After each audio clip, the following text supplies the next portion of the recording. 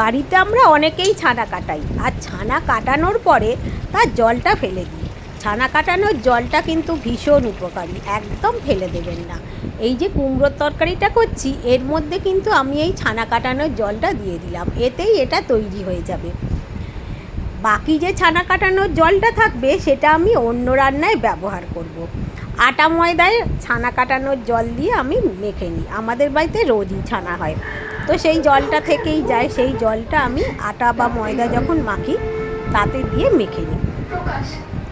তো এখন আমি আটা মাখবো, আটার মধ্যে অল্প নুন দিয়ে অল্প সর্ষের তেল দিই। অল্প সর্ষের তেল দিয়ে মাখাটা আমি সেই ছোটোবেলায় মায়ের কাছ থেকে শিখেছি।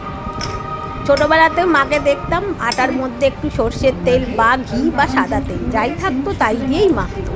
মাকে জিজ্ঞাসা করলে মা বলতো রুটি খুব ভালো হবে, নরম হবে।